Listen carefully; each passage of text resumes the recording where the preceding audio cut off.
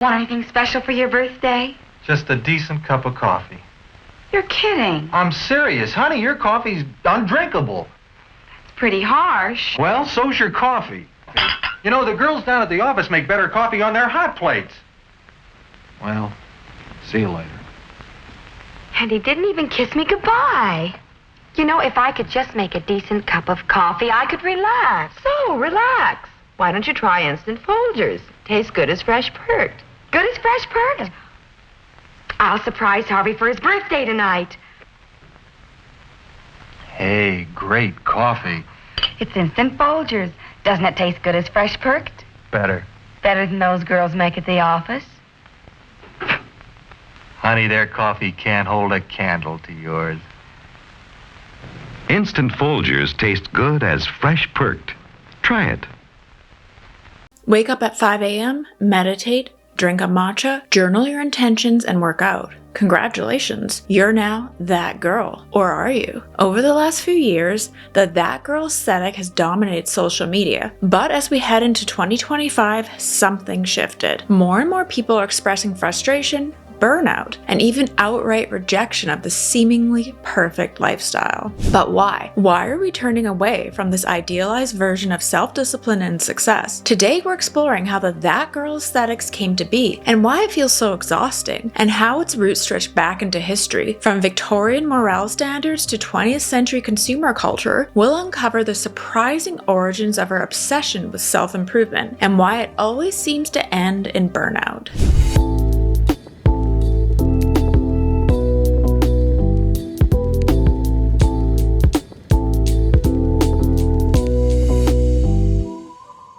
Chapter 1. What is the that girl aesthetic? The that girl aesthetic is more than just a trend.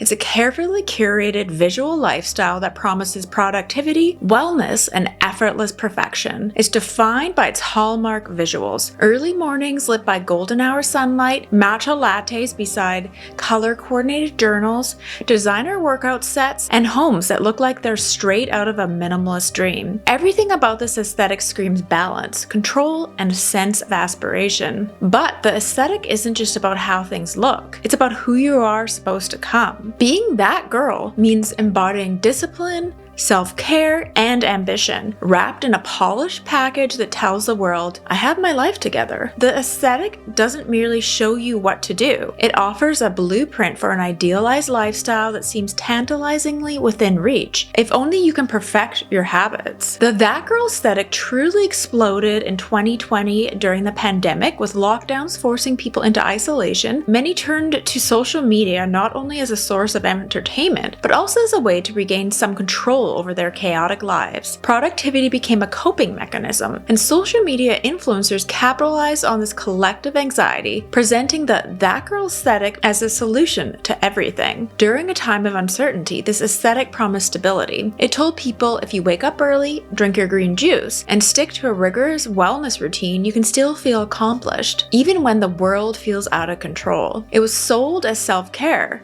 but in reality, it was an overwhelming checklist for self-optimization. The routine showcased online quickly became prescriptive. It wasn't enough to just be, you had to constantly do. Wake up at 5 a.m., work out for an hour, meditate, eat clean, achieve your career goals, and still look flawless while doing it. This relentless pressure created the illusion that success and happiness could be achieved through sheer discipline and aesthetic perfection. A double-edged sword, inspiration or inadequacy. For some, the that girl aesthetic offered inspiration and structure during a chaotic time. The idea of waking up early to journal or investing in skincare felt empowering, a way to reclaim control and create a sense of normalcy. It also aligned with society's ongoing obsession with self-improvement, a trend that feels productive, even when it's performative. However, for many, this aesthetic sold more than just a wellness routine. It sold inadequacy. Social media flooded users with the message that they weren't doing enough. Their mornings weren't early early enough,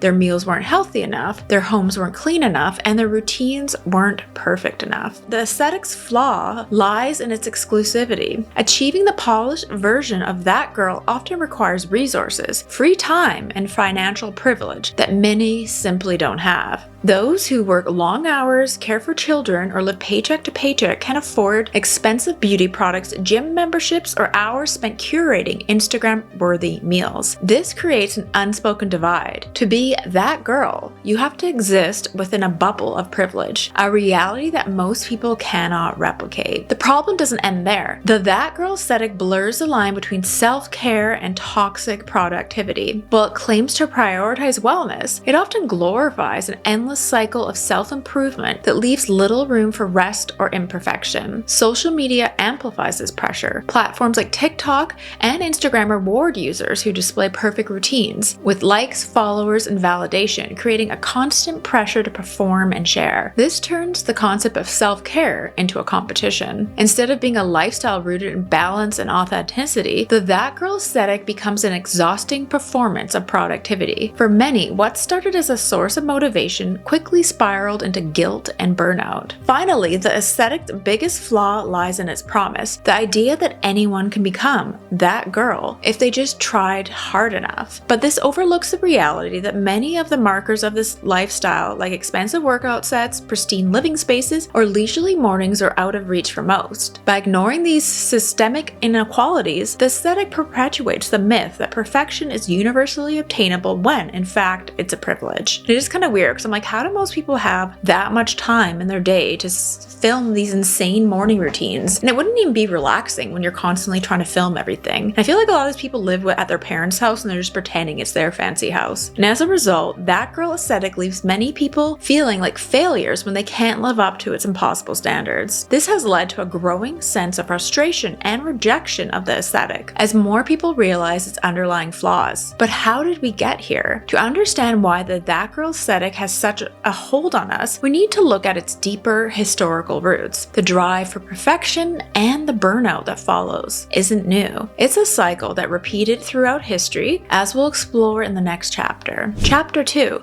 the Victorian obsession with moral perfection. The idea of self-improvement as a measure of worth is not a modern invention. It was a cornerstone of Victorian society, particularly for women. The era's emphasis on moral perfection and discipline placed immense pressure on women to embody an ideal of domestic and spiritual purity. This cultural obsession resonates strongly with today's that girl aesthetic, offering an uncanny parallel between two eras separated by over a century. Victorian women were held to a near impossible standard. They were expected to be the angel of the house, a term popularized by Coventry Patmore's 1854 poem of the same name. This ideal demanded that women embody the virtues of purity and submission while maintaining an outward appearance of effortless grace and beauty. In many ways, it was a performance of perfection where the external image mattered as much, if not more, than the internal reality. Women were encouraged to meticulously manage their homes, families, and selves. They kept detailed journals tracking their daily habits, spiritual reflections, and household duties, tasks that eerily echo the bullet journaling and habit tracking seen in today's that girl routines. Journals weren't just tools for self-improvement, they were moral scorecards. If a woman's life appeared disorderly or imperfect, it was viewed as a reflection of her moral failings. This notion of perfection being tied to a routine and discipline is central to both the Victorian and that girl ethos. In both cases, achieving this perfection required not only time and effort, but also a performative element, an outward projection of an idealized life. Victorian women were taught to suppress their emotions and present an image of serenity, regardless of the challenges they faced. Anger, frustration, or exhaustion were signs of weakness and failure. Similarly, the that girl aesthetic demands that women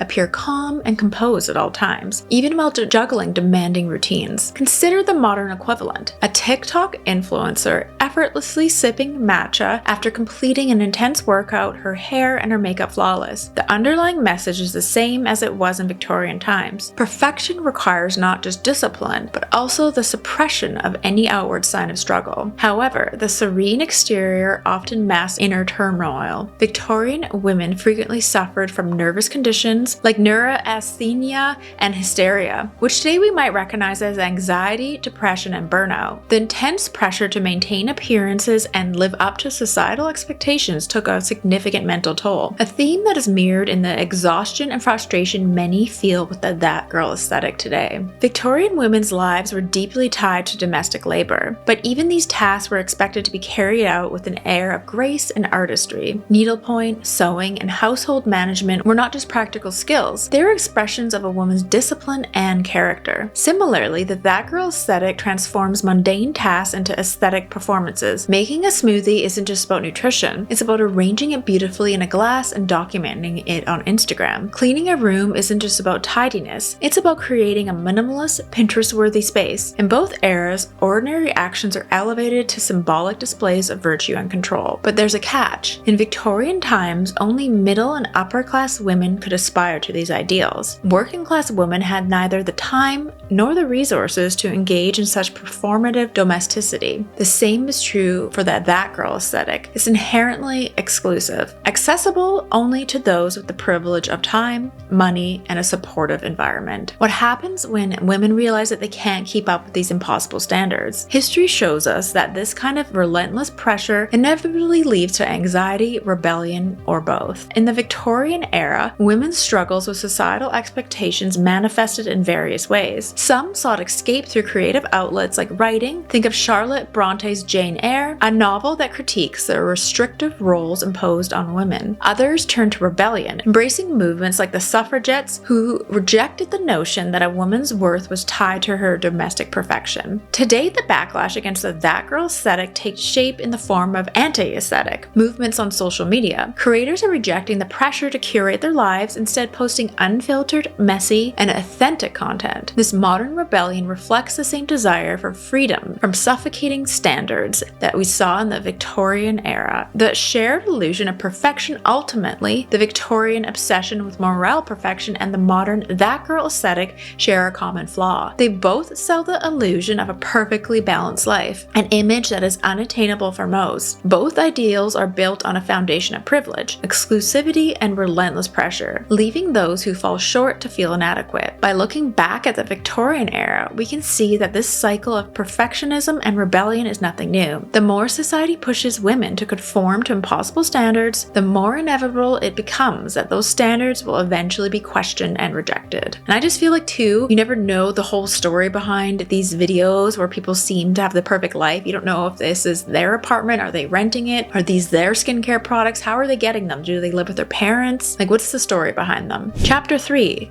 The consumerism of self-improvement. The idea of self-improvement has long been intertwined with consumerism. What began as a cultural shift towards progress and personal betterment in the 20th century has since been monetized and commodified. Today, the that girl aesthetic exemplifies how self-improvement is no longer just a personal journey. It's a product to be purchased, packaged, and displayed. The 1950s, selling the perfect housewife. The mid-20th century was a pivotal moment in the commercialization of self-improvement. As the United States emerged from World War II, advertisers targeted women with the new ideal, the perfect housewife. Glossy magazine ads and early television commercials promoted gleaming kitchen appliances, new cleaning products, and beauty routines as tools for achieving a better life. The message was clear. If your house was spotless, your family well-fed, and your appearance immaculate, you were not just a good wife and mother, you were a successful woman. Consumer products became symbols of this success, and women were encouraged to equate their worth with their ability to maintain these high standards. Fast forward to today, and the same logic applies, but in a different form. Instead of perfect homes and shiny ovens, it's luxury skincare, boutique workout gear, and $15 matcha lattes. Whether it's the 1950s housewife or the modern that girl, the underlying message is the same.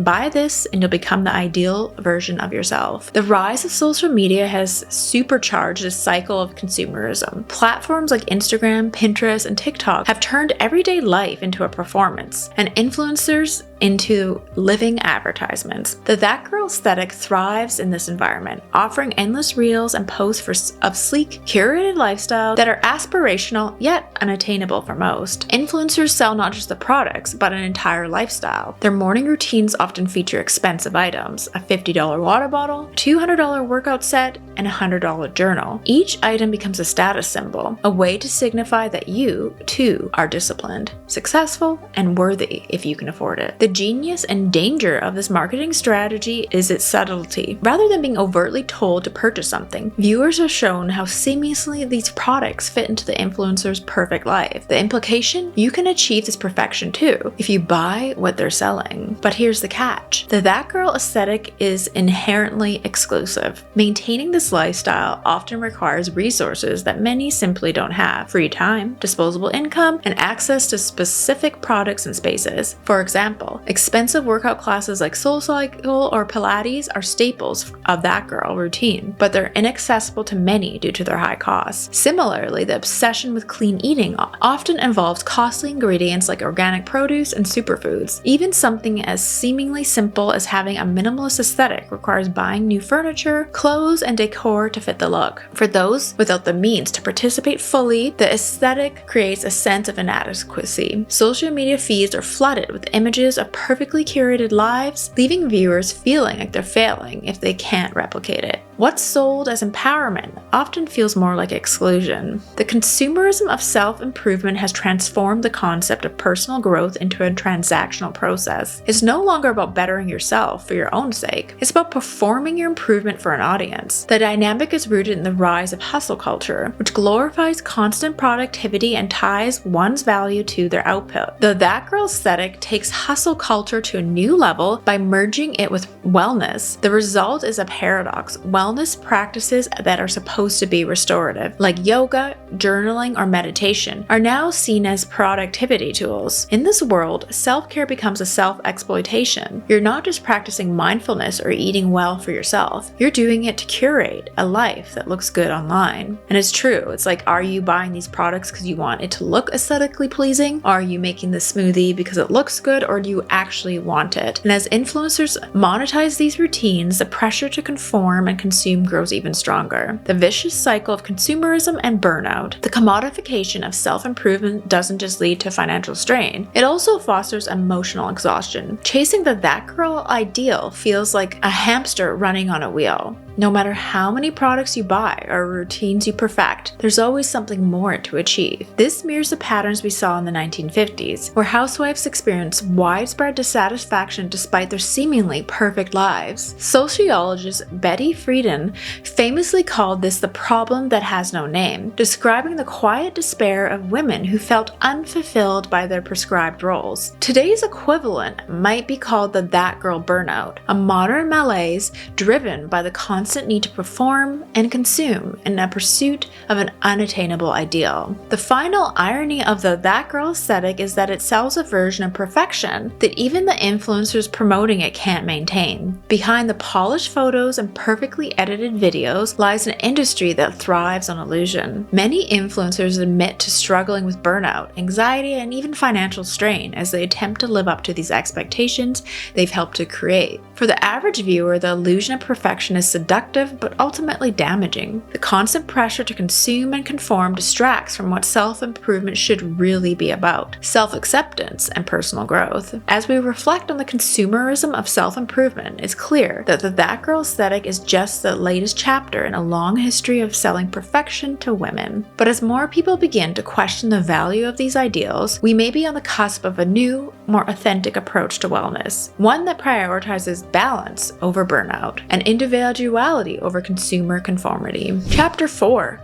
Burnout and backlash. The cracks in the facade of the that girl aesthetic are becoming increasingly visible. What once felt inspiring and aspirational is now being exposed as exhausting and unsustainable. After years of carefully curated content showcasing the perfect life, many are waking up to the reality that living up to these standards is simply not achievable, and it's taking a mental and emotional toll. But the rejection of the that girl ideal is part of a larger historical pattern. From the rebellion against the rigidness of Victorian morale to the counterculture of the 1960s, history shows us that when societal expectations become too oppressive, people eventually push back. And today we're witnessing a similar rejection as social media users begin to celebrate imperfection, authenticity, and even outright messiness. One of the primary reasons people are tired of the that girl aesthetic is that it's inherently unsustainable. The pressure to wake up at 5 a.m., meditate, work out, eat clean, journal, and still excel in your career while maintaining an impeccable appearance leaves no room room for rest or failure. The constant performance of perfection leads to inevitable burnout. For many, the problem lies in the relentless cycle of self-optimization. Every aspect of life is reduced to a task or goal: fitness, wellness, even career and relaxation. Rather than bringing peace or fulfillment, these routines often feel like another item on an endless to-do list. The result is fatigue, anxiety, and a pervasive sense of inadequacy when the ideal can't be met. Burnout is particularly amplified by the performative nature of the aesthetic. Unlike self-care practices done privately, the that girl aesthetic demands visibility.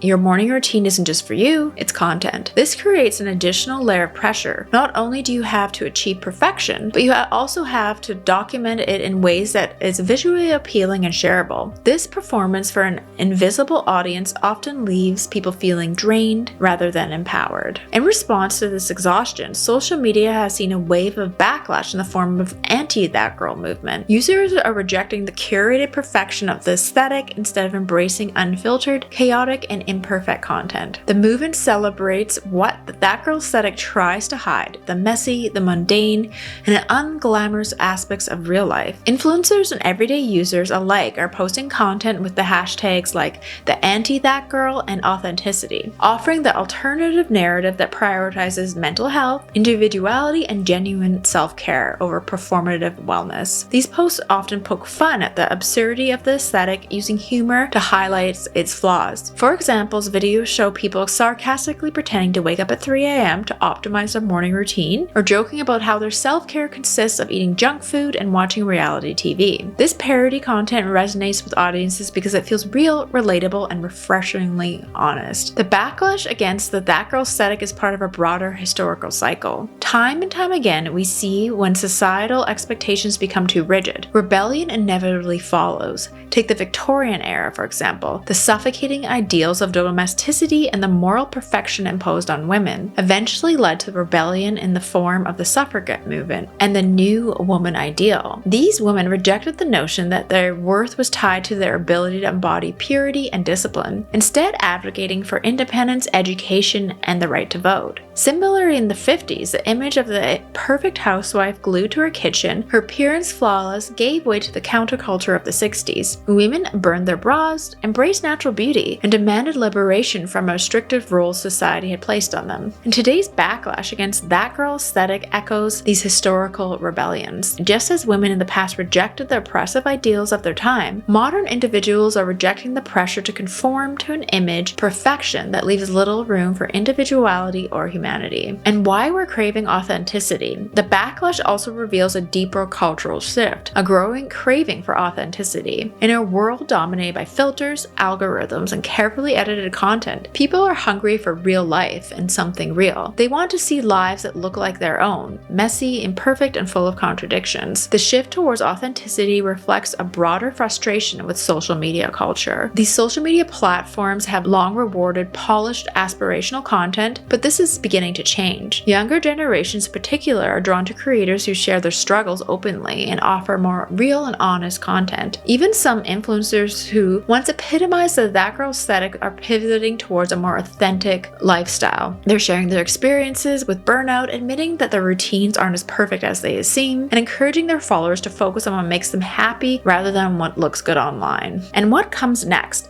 As we turn away from the that girl aesthetic, the question becomes, what's next? Will the pendulum swing too far in the other direction, creating its own set of pressures to appear authentically imperfect? Or will we finally reach a point where individuality and balance takes a precedence over societal ideals? The rejection of the that girl aesthetic signals a larger cultural awakening. People are beginning to realize that self-improvement isn't just about meeting someone else's standards, it's about finding what works for you. Whether that means waking up at 10 a.m. and eating cereal in bed or hitting the gym at sunrise, the focus is shifting toward personal fulfillment rather than performative perfection. Ultimately, the backlash against the that girl aesthetic is a sign that society is ready for change. After years of chasing this curated perfection, people are embracing imperfection, authenticity, and freedom to live on their own terms. Just as history has shown us time and time again, the rejection of oppressive ideals paves the way for something new, a future where we're allowed to be simply ourselves. Chapter 5, the future of wellness and self-care. As the That Girl aesthetic loses its luster, a new chapter in the world of wellness and self-care is beginning to unfold. But what will this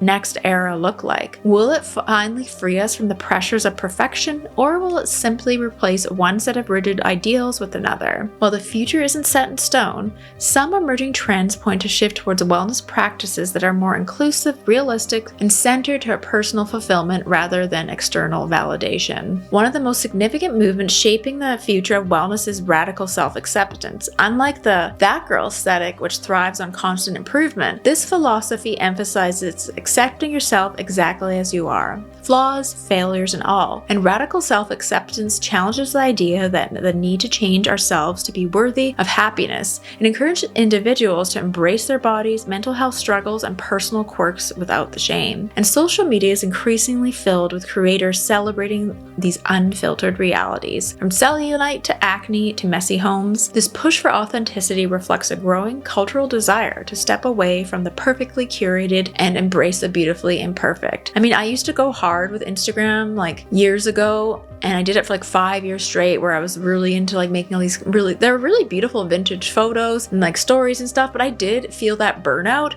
especially if you were like traveling. I mean, that feeling of always like your food comes and you're like, hold on, I can't eat it yet, let's get the photos. And it gets exhausting always in having to document this curated life. I mean, sometimes I feel like, oh, maybe I should have kept going with it, but I think what it came to be is just I felt insincere and I felt burnout because it was really tiring doing all that. So I mean, I get the feeling. I mean, I don't mind looking at some of those feeds sometimes, and I still even have to tell myself, because I look at some people in their lives, I'm like, wow, like your house is so nice, all your furniture, and I'm like, well, how are you doing it? What's going on? Is there something else happening behind the scenes? And then now there's the rise of slow living and restorative wellness. In contrast to this hustle culture embodied by the That Girl aesthetic, there's the slow living movement, and it prioritizes mindfulness, balance, and doing less rather than more, finding joy in the simple things like sipping coffee without checking emails or spending the afternoon reading instead of grinding at the gym. But I have looked at a lot of these like slow living feeds too, and then this is perfectly curated like farm life. Again, most people don't have, but again, it's nice to look at. So I think it's all about just acknowledging that what you're seeing is most likely fake and curated. It's kind of nice to see maybe a little bit of both. I mean, I do appreciate when celebrities kind of, I don't know, I think just that obsession with this perfect feed, in my opinion, is just over. I get it if you're a brand and you want to make something aesthetically pleasing and to keep it on brand.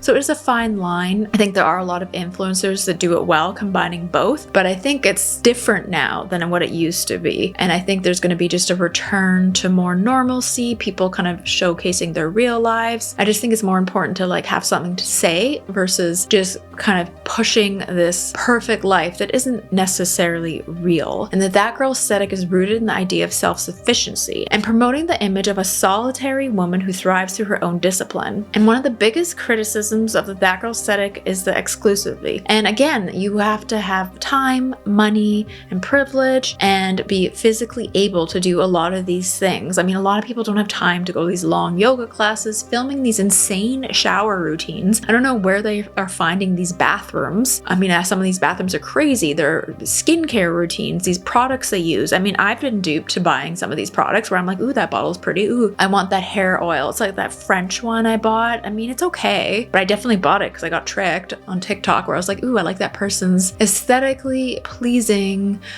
hair routine. So it's a fine line between like accepting yourself and kind of knowing the difference of who's being authentic. And like sometimes it is nice to just escape and look at some aesthetically fake life and be, you know what I mean? So I even find movies nowadays, even when the family is considered to have like normal jobs, they have the most insane houses where I'm like, how are you affording that house based on what you do and like everything in it? So I feel like it's in film too, like a lot of these Netflix shows now, it's just not very real. It all seems fake to me. There's nothing individual about it anymore. So That Girl aesthetics really pushed its way into everything, in my opinion. So it'll be interesting to see what happens in the future. Well, what does the future hold? They're still always going to have this curated feed? Are we going to move into something else. What do you think is in the comments below? Did you ever buy into that girl? Are you happy maybe it's on the way out? Or do you kind of still enjoy kind of looking at the TikToks and Instagram? And let me know in your comments below, what do you think of the whole self-improvement hustle culture that kind of came up more so in 2020? And do you think it's on its way out? All right, thanks for watching.